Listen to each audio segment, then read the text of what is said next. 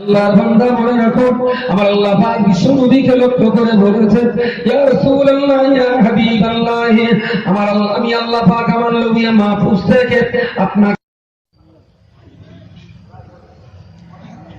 فإن لم تفعل فما بلغت رسالته আমার আল্লাহ পাক রব্বুল আলামিন বললেন, ইয়া রাসূলুল্লাহ ইয়া হাবিবাল্লাহ, যে দায়িত্ব আপনার উপরে চাপানো হলো, فإن لم تفعل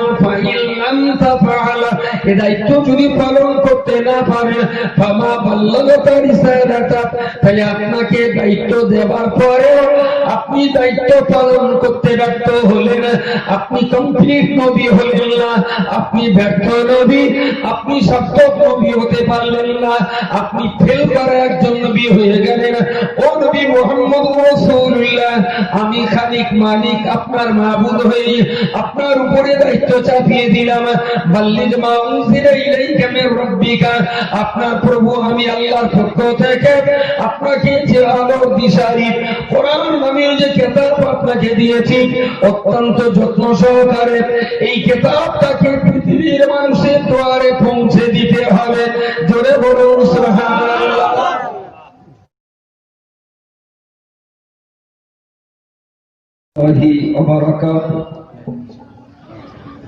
আলহামদুলিল্লাহ কাফা ওয়া সালামুন আলা ইবাদিহিল্লাযীনা ইসতাফা, আম্মা বা'দ।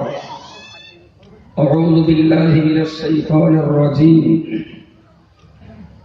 لئن شكرتم لأزيدنكم ولئن كفرتم إن عذابي لشديد. قال في موضع آخر قوا أنفسكم وأهليكم نارا. صدق الله مولانا العظيم. সম্মানীয় সভাপতি, আমন্ত্রিত উলামায়ে কেরাম, সমাবেত বিভিন্ন এলাকার বিভিন্ন মহল্লার ভাই বন্ধুগণ, মসজিদ এবং মাদ্রাসা পরিচালনের কমিটি সদস্য, দায়িত্বশীল ব্যক্তিত্ববর্গ, আড়ালে অবস্থিত মা ও বোনেরা, মসজিদের সম্মানীয় ইমাম ও মাসুম সাহেব, আল্লাহ শুকরিয়া আদায় করছি, প্রতি বছরের মতো এবছরেও বেশ শান-শওকতের সঙ্গে দিনী আলোচনার এই পরিবেশে আল্লাহ আমাদের অংশ নেওয়ার সুযোগ দিয়েছেন। বলুন আলহামদুলিল্লাহ। লাখো কোটি দরুদ ও সালাম নিবেদন করছি প্রিয় নবী সৈয়দে কাওনাইন সুলতানে দারাইন আহমদে মুজতবা মুহাম্মদ মুস্তাফা সাল্লাল্লাহু আলাইহি ওয়াসাল্লামের মুবারক রূহের প্রতি। মাগরিব থেকে নিয়ে পর্যন্ত বেশ কিছু মূল্যবান কথাবার্তা আমরা শুনেছি। আমি ঘন্টাখানিক সময় কথা বলব।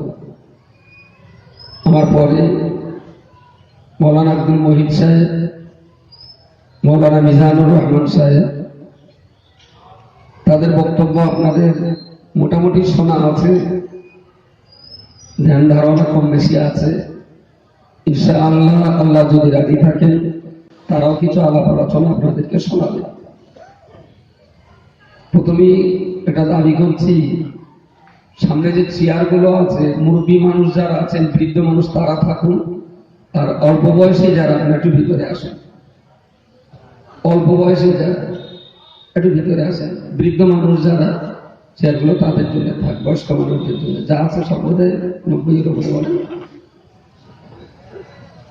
অল্প বয়সে ভাইদেরকে একটু কাছাকাছি রাখছে, যারা বৃদ্ধ মানুষ আছেন তারা ওখানে থাকুন। রাস্তার উপরে যারা আছেন, দূরে যারা আছেন, বিশেষ করে একেবারে বাংলা ভাষায় বলে হুটকো পার্টি, যে সমস্ত হুটকো পার্টি রাস্তার উপরে আছে, শোনা স্টেজ একটা মাদুর উঠেছে, একটু খেলা করবে, তাই যদি মাদুর খেলা দেখার ইচ্ছা হয় আল্লাহ রাস্তায় একটু মজলিসের ভেতরে এসো। সমস্ত নওজওয়ান যুবক ভাইদেরকে ডাকছি, সময় পেরিয়ে যাবে। পৃথিবীতে সবাই সময়ের জন্য অপেক্ষা করে, কিন্তু সময় কোনো মানুষের জন্য অপেক্ষা করে না। কোনো মানুষের জন্য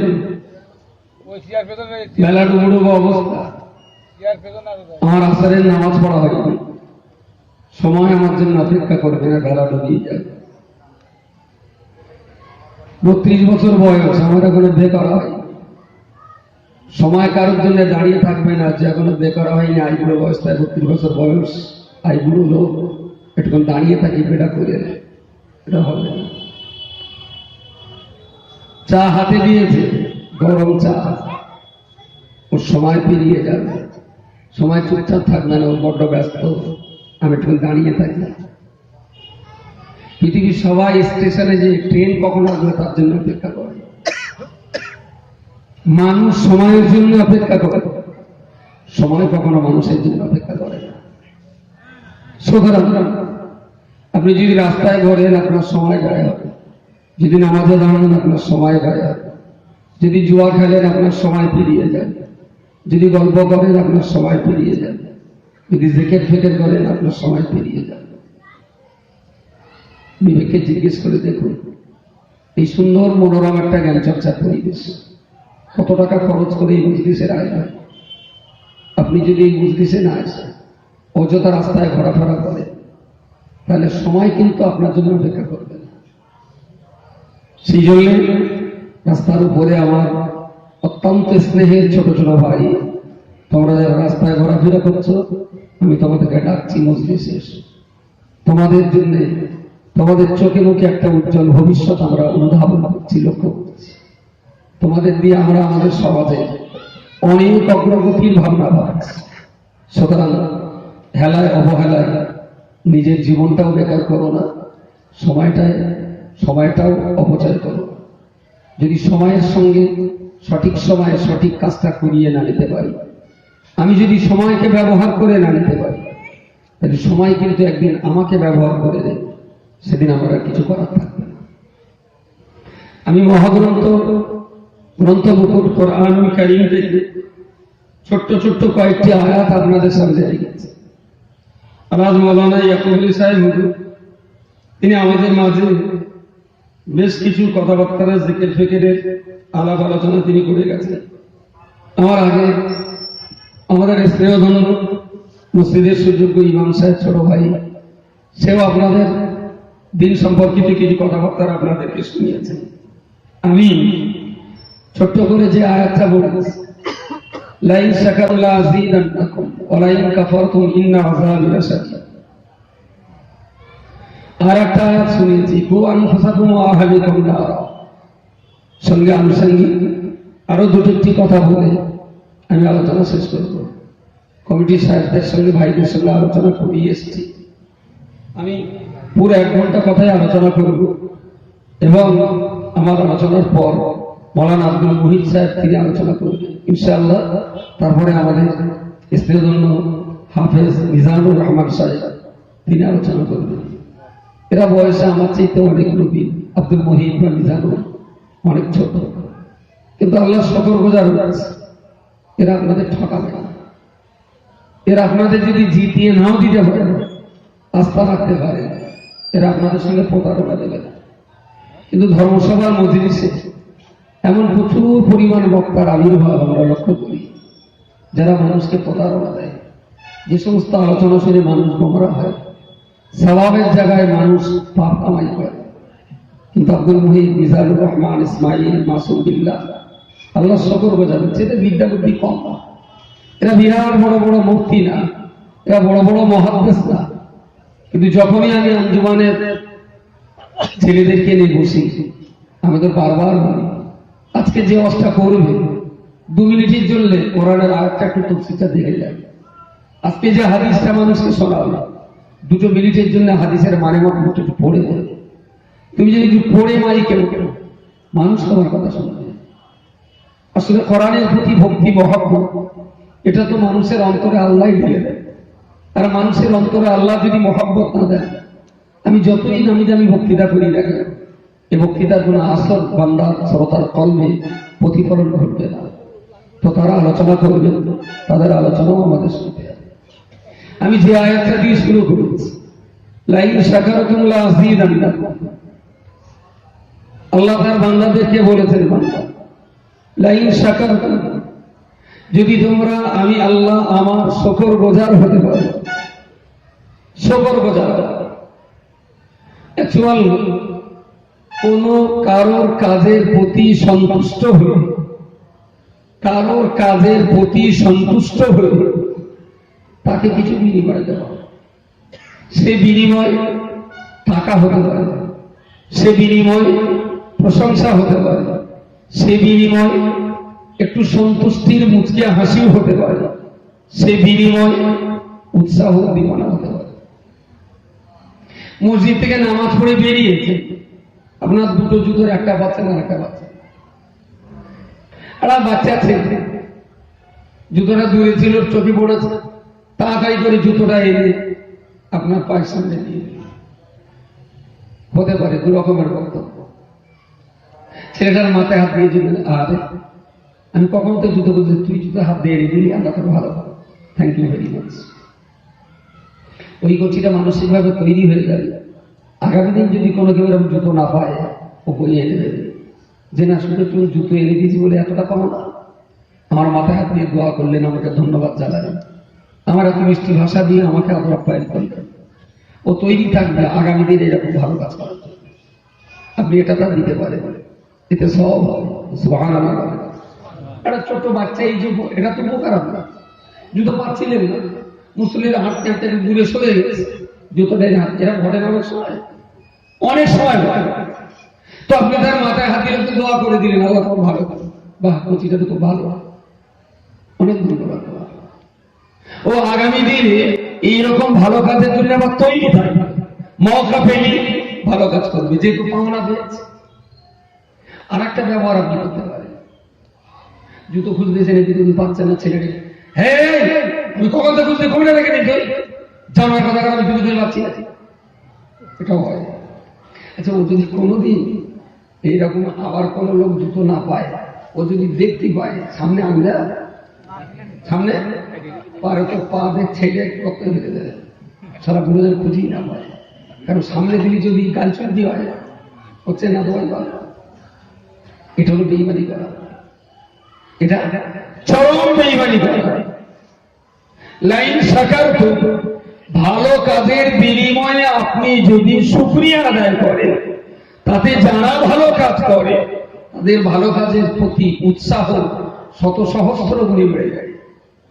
কিছু কিছু খেজো আছে, দেখে খেজো জীবনে মানুষের ভালো ভাবে যায় না, জীবনে বরং উল্টোটা বলে, উল্টোটা বলে বলছি না, এটা আল্লাহর বক্তব্য। লাইন শাকারতুম, যদি তোমরা আমি আল্লাহ আমার কাজে সন্তুষ্ট হয়ে থাকো, তোমার চোখের দৃষ্টিতে আমি আল্লাহ দিয়েছি, এটা যদি আমি ভালো করে থাকি, তোমার জবানের বাক্য বিনিময়ের বল শক্তিটা আমি আল্লাহর দেওয়া, এতে যদি তুমি সন্তুষ্ট হয়ে থাকো, তোমার হাতের ধারণ ক্ষমতা, পায়ের চলন ক্ষমতা আমি আল্লাহ দিয়েছি, এতে যদি তোমার উপকার হয়ে থাকে, সাকার তাহলে হাত দিয়ে, চোখ দিয়ে, জবান দিয়ে, পা দিয়ে আমি আল্লাহ, তুই একটু আমার শুকরিয়া আদায় করবি, বলুন সুবহানাল্লাহ।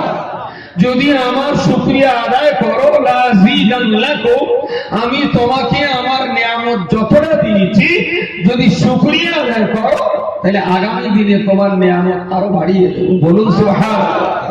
ওয়ালাইন কাফারতুম, আর যদি কুফরি করো, বেঈমানি করো, আমার চোখ দিয়ে যেটা দেখার কথা সেটা দেখলে না মানে শুকরিয়া আদায় হবে না, উল্টো করে যদি খারাপটা দেখা মানে আমার সঙ্গে বেঈমানি করবে।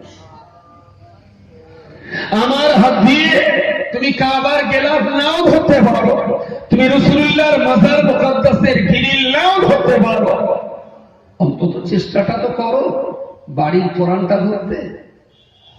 যদি সেটা নাও ধরতে পারো, তুমি যেন কখনো তাসটা ধরো। কোরআন ধরা মানে হাতে শুকরিয়া আদায় করা হলো, কোরআন বাদ দিয়ে তাস ধরা মানে আল্লাহর দেওয়া হাতটাকে আল্লাহর সঙ্গে বেঈমানি করা হলো। যদি ভালোটা নাও পারো, অন্তত খারাপটা করো। ফাযকুরুনি আযকুরকুম ওয়াশকুরুলি ওয়ালা তাকফুরুন, ওয়াশকুরুলি ওয়ালা তাকফুরুন। ফাযকুরুনি, তোমরা আমার জিকির, আমার বিপদে ডুবে থাকো, আমি আল্লাহ সদা সর্বদা তোমাদের কল্যাণের চিন্তায় ব্যস্ত থাকবো। বলুন সুবহানাল্লাহ। মানে আমিও তোমাদের কথা ঠিক রাখবো। ওয়াশকুরুনি, যদি আমার শুকর আদায় করো, আমার শুকরিয়া জ্ঞাপন করো। ওয়ালা তাকফুরুন, যদি শুকরিয়াটা আদায় নাও করতে পারো, অন্তত আমার সঙ্গে বেঈমানিটা করো না। কুটুম্বে বাড়ি আমাদের যেতে হয়, বিয়ের বাড়ি যাই, মেয়ের বাড়ি যাই। যদিও আমার মেয়ে এখনো বিয়ে দেওয়া হয়নি, কিন্তু মুফতি সাহেবের মেয়েটা তো আছে, সেও তো ভাগের ভাগ আমারও দেয়নি না। আমরা কুটুম বাড়ি যাই, খাবার নিয়ে যাই। দুটো বাচ্চা আছে, একটু আঙুল গজা দাও, কেটে গজা দাও, কিছু না কিছু তো নিয়ে যায়। দুটো বাবা দাও, ভিন্ডা আছে বুড়ো মানুষ, তাহলে একটু বাটা সন্দেশ লেগে 200 গ্রাম মিনিট জন্য। এটা শুনলাম কারোর বাড়ি গেলে, আত্মীয় স্বজনের বাড়ি গেলে কিছু না কিছু মিষ্টি মিঠাই খাবার বাচ্চাদের জন্য, আত্মীয়দের জন্য নিয়ে যাওয়াটা কি বলেছি শুনলাম। তো তারাও আসে, আমিও যাই। তো মৌকা হলো তো বাদাম, টাকা বেশি হলো তো রসগোল্লা, আরো বেশি তো বাটা সন্দেশ। যার যেমন কোয়ালিটি তিনি তখন সবাই তো বাটা সন্দেশ পারে না, সবাই তো রসগোল্লা পারে না। আমি গরিব মানুষ, বাটা সন্দেশ রসগোল্লা নাও কিনতে পারি, খালি হাতে যাবো কেন? দুটো বাদাম বাজার তো নিজে দিতে পারি বাচ্চা কাটার জন্য। মানুষ নিয়ম যায়, এটা শুনলাম। মেয়ে গেলে সব হয়, বাচ্চাদের মুখে হাসি ফোটে। আরে মানুষের মুখে হাসি ফোটানোটা এটাও সাদকা, এটাও সাদকা। দেখেন না, বাপ মা মরে গেলে মুখ টুক কালো করে বসে থাকে ছেলেটা, তো আর একজন এসে পিঠে মুখে হাত বুলিয়ে দেখ করছে। তোর আব্বার কোলে যখন তোর দাদা মারা গিয়েছে, তোর বাপও খুব চিন্তায় কান্নাকাটি করত, তবুও তো তোর বাপ মরে যায়নি, বেঁচে ছিল। তোর দাদা মরার পরেও তোর আব্বা তো 20 বছর জীবনযাপন করেছে। তুই শোনা, এইভাবে মুখ খারাপ করে থাকিস নি, মন খারাপ করে থাকিস নি, আল্লাহ তোর ভালো করবে। আবার তুই সংসারের কাজ কামে ব্যস্ত হ। চলো নামাজ কালাম পড়ে আসে। মানুষের মনের দুশ্চিন্তা দূর করে দেওয়ার এই যে প্রচেষ্টা বোঝানো হয়, এটাও তো সাদকা, এটাও তো স্বভাব হয়। কে বলেছে এগুলো বেকার? মানুষের মনের দুশ্চিন্তা দূর করে দেওয়া এটাও সাদকা। মানুষের কালো মুখে হাসি ফোটানো এটাও সাদকা। মানুষের দুঃখ দূর করে সুখের স্বপ্ন দেখানো এটাও সাদকা। মানুষের বিপদ দূর করে দিয়ে সুপথে ফিরিয়ে দেওয়া এটাও সাদকা। এটাও স্বভাব হয়, মানুষের বোঝালে তাতেও স্বভাব হয়। কে বলেছে শুধু টাকা দান করা স্বভাব? টাকার চেয়ে তো অনেক ভালো স্বভাব মানুষের মনে শান্তির বাতাবরণ তৈরি করে দেওয়া, এটাও সাদকা। কুটুম বাড়ি যাবে, পয়সা বলে করছে, খাবার কেনার মতন কোনো লাইন, পকেটে হাত দিয়ে 2 টাকা, তো 2 টাকায় কিনে দাম যায় আর কি চলে যাবে বলে এখন খালি হাতে যাবো। তো মিষ্টির দোকান থেকে 2 টাকার একটা ঠোঙা কিনে রাস্তার ধারে খানটা স্ট্যান্ড করে দিয়ে ভালো করে কিনে যাচ্ছে। ঠোঙা দেখে তো কচিরা হাসবে, তাই না? ঠোঙা দেখে যে তোলা ভাই আমাদের জন্য দামি খাবার, হাসিটা কতক্ষণ থাকতো? সোনা ফলো অবধি থাকবে, খুলে তখন কি দেবে?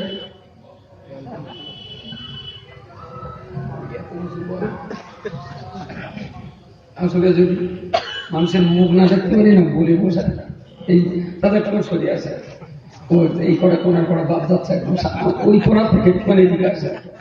আপনাদের মুখ না দেখলে আমার বলে বসে ভাই ছিল, আপনার অসুস্থ আমার অসুস্থ, কথা বলবো তো আপনি আমার দেখবেন, আমি আপনার দেখব। আপনার ভঙ্গিমাটাও আমার দেখার দরকার, আমার ভঙ্গিমাটাও আপনার দেখার দরকার। নইলে বলে বসে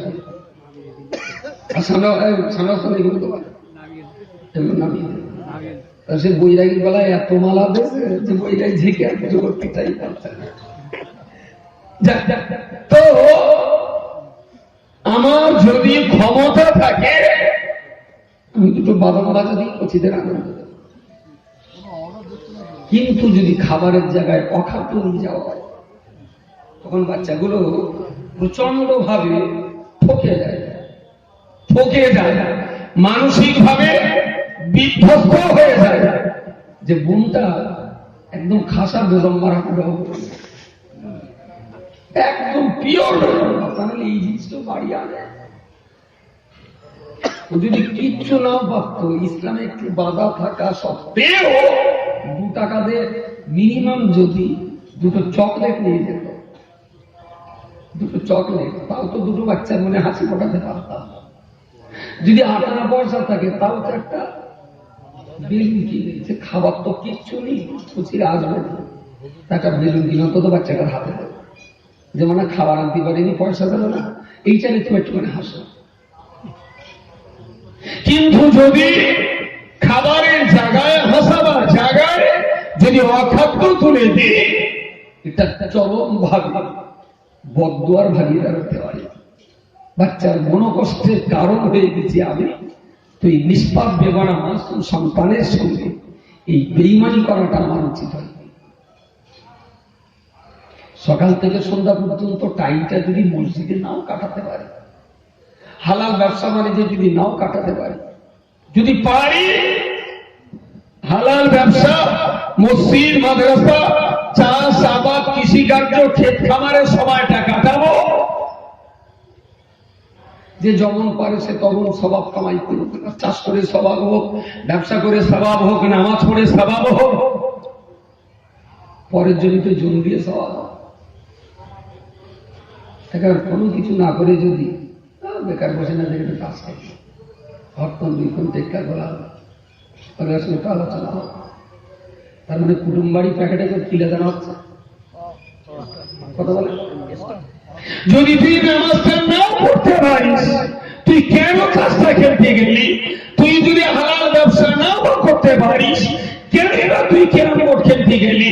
তুই যদি আল্লাহ জিকিরে টাইম পাস নাও করতে পারলি, কেন এবার তুই গাঁজার কলকে দম দিতে গেলি?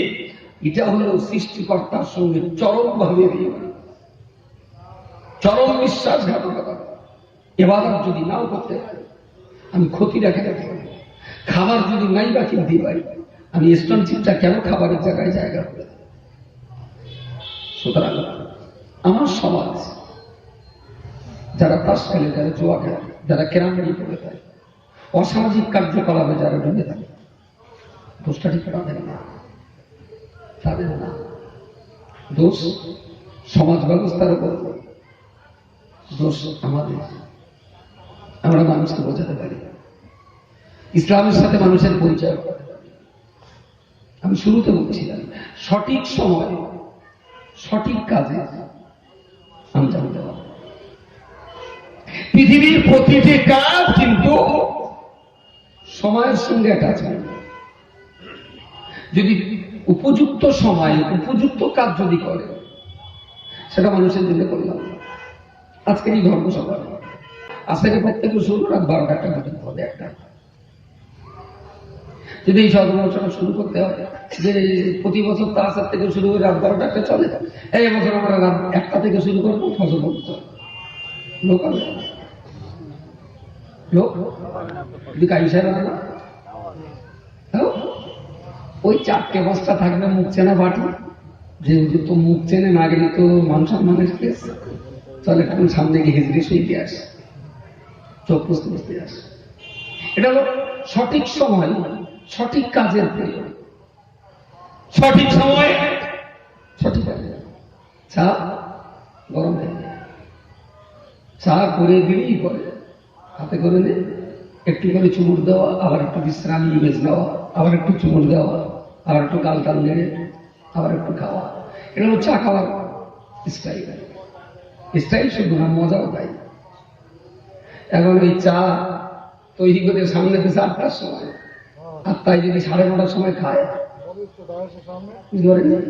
পুরো কাপ ধরে চোখ মেরে দেয়। কিন্তু চা খাওয়া, চা সামনে দিলে ধীরে সুস্থে খাওয়া দাওয়া, এটা টাইম। রসের যদি হয় না, রসের যদি তৈরি হয় কত, খাওয়ায় কত, হ্যাঁ, তার মানে মা আটকলা থেকে পেস্টেদের চিকুরে তুলে রসে এদিকতে দোয়া শেষ, ওদিকতে কচি তুলে খাওয়া শেষ। এর কোনো মজা? আসলে রসের পিঠে যদি সকালবেলা করে না, ও ভেজার টাইম দেয় না, কচি কাঁচা খেয়ে ফেলে।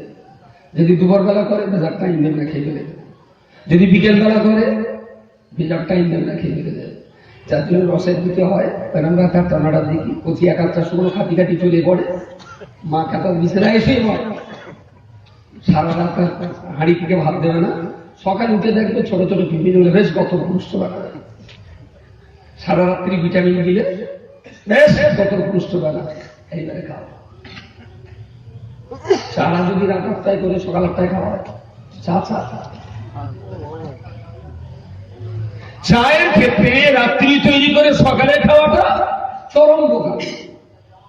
ঠিকরে পিঠে রসে মুড়িকে যখন পড়ানো তখন খাওয়াটা চরম বোকা। টাইম টু টাইম, যদি সঠিক টাইমে সঠিক কাজের প্রয়োগ হয় তাতে সফলতা, টেস্ট, উন্নতি আসতে পারে।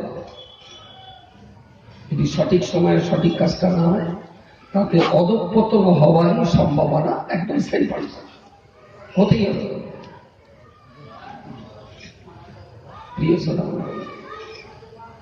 আসলে আমরা যারা ইসলাম ধর্মের অনুসারী, প্রেমী, ইসলাম ধর্ম মেনে চলার দাবিদার, সাংঘাতিকভাবে একটা মিসম্যানেজ হয়েছে।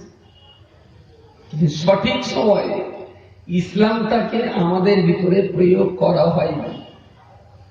এটা একটা চরমতম ভাইরাস, চরম ভাইরাস।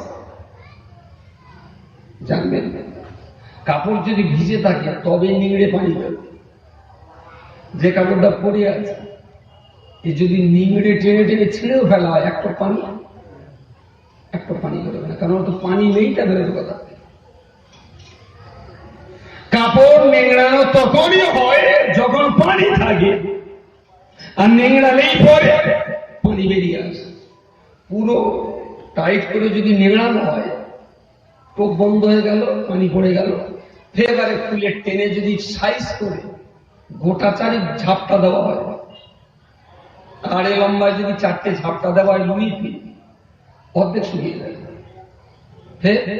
স্থির হয়ে যায়। কিছু কিছু মানুষ দেখেছি ওই লুঙ্গিটা পরে নিংড়ে নিয়ে একটু ফাঁকফানা করে দেয়। সে লুঙ্গি যখন পরে বাজারে বেরোবে মনে হয় পোস্টার থেকে ভারতের ম্যাপ দুমড়িয়ে তুমড়িয়ে কুচকে, কাজের কোনো সৌন্দর্য নেই। ওই ভিটে লুঙ্গিটা নিংড়িয়ে যদি আড়ে লম্বায় ঘুরিয়ে ঘুরিয়ে যদি 4টে ঝাপটা দেওয়া হয়, দিয়ে মেলেতে সুন্দর করে টেনে দিলাম, তো লুঙ্গি শুকিয়ে যাবে, পরে মার্কেটে বেরোবে, লোকে বলবে এরা লুঙ্গি ইস্ত্রি করে। কি বলিস বলে? হ্যাঁ, লুঙ্গি ইস্ত্রি করার মতো একেবারে ছাপ ছাপ। আমি যে মুসলমানদের ধরে এখন নেংড়াবো, কিন্তু আগে তো আমার দেখতে হবে যে ছোট বয়স এদের ভিতরে ইসলামের রস দেওয়া আছে কি। যদি ছোট বয়সে এদের ভিতরে ইসলামের রস দেওয়া থাকে তবে তো নিংড়ালি ইসলামী ফোটা বেরোবে। দেওয়া আছে যে নিংড়ে আজকে ইসলামের রস আশা করছে। আজকে আপনারা যারা এসেছেন খুব ক্লিয়ার কাট কথা বলেছে, ইসলামকে গভীরভাবে নেওয়ার মোক্ষম টাইম হলো মায়ের। এই সময়টা শিশুরা তো খাবো দেখবেন, ছোট্ট বয়সে বাচ্চা তাও দিদি আমু এটা কি, আমু এটা কি, আমু এটা কি, আমু এটা কেরা, আমু এই লোকটা কেরা। বুঝতে পারেন? বুড়ো কচি সবে মাত্র বোর ফুটেছে, 2-2.5 বছর 3 বছর বয়স, তখন না পৃথিবীটাকে জানার জন্য ওর ভিতরে হাওয়া করে। ও বুঝতে চায় এটা কি, ওটা কি, এটা কি, জিজ্ঞেস করে। একটা মানুষ গেলেই না দাদু, ও আমার দাদু আয়, দাদু দাদু করে করে গে বসে। আমার এটা কি, ওরা সেই ওষুধ আব্বু, ওটা খাতি নি, গাছগুলি গায়ে দেখা যায় তাই দেখে দেখে। পৃথিবীতে মানুষের জানার চরমতম সময় হলো সে যখন অজ্ঞ থাকে তখন এই বয়সটা।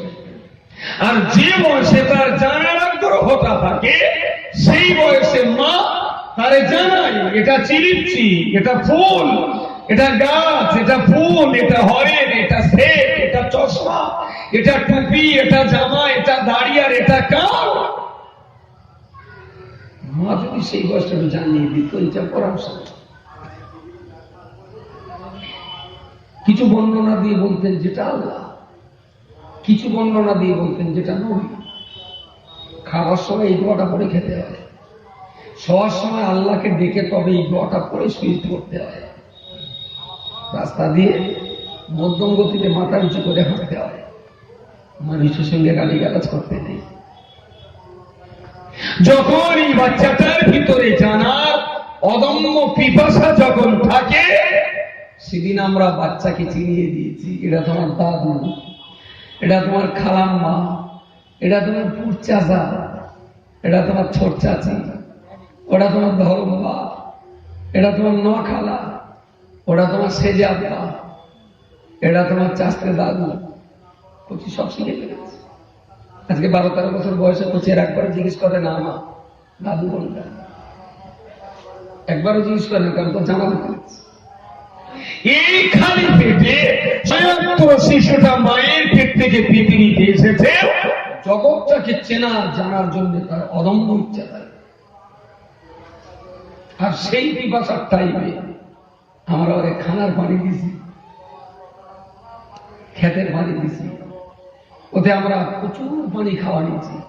শুধু খাওয়া নয় না, হায়াতের জন্য, যেটার জন্যই বাচ্চারা পৃথিবীতে এসেছে সেই ইসলামটাকে খাওয়ানো হলো, বাকি সব খাওয়ানো হয়েছে। ছোট্ট বুড়ো করছি, ওর বাপ মাটির থেকে 5 টাকা বের করবো, আসা না এখন বাড়িতে বিড়িয়ে দাও। এই মার কাছে প্রথম জীবনে প্রথম বিড়িয়ে মার কাছে এ কি করে, আর কি করে, ওই সোর খায় তোমার আব্বা। তার কোচিং ধরে গেলে সোর যখন আব্বা খায় তাহলে সোরের বাচ্চাগুলো আমাদের খায়, অসুবিধা। বাপ বড় সোর বলে বড় বড় খায়, আমরা বাচ্চা আমরা ছোট বলে ছোট ছোট ছোটগুলো খাবো, বিড়ির পাশা। বাপ আস্ত খাবার আমরা বাপ বড় তাই বড় সোর খাবে, আর আমরা করছি আমরা ছোট সোর খাবো। বলছি বাচ্চারা না বিড়ির পাশা কুড়িয়ে খায়।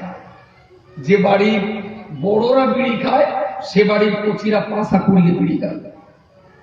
যে বাড়িতে কখনোই বিড়ি চলে না সে বাড়ির কচি কোনোদিন রাস্তা থেকে বিড়ির পাশা করবে না। তুমি এক্ষুনি দাম তো বেশি, যে যার শেষ টান লেগে দিচ্ছে তো তোমার জায়গা থাকে, হাতে আগুন না লাগা হতো না।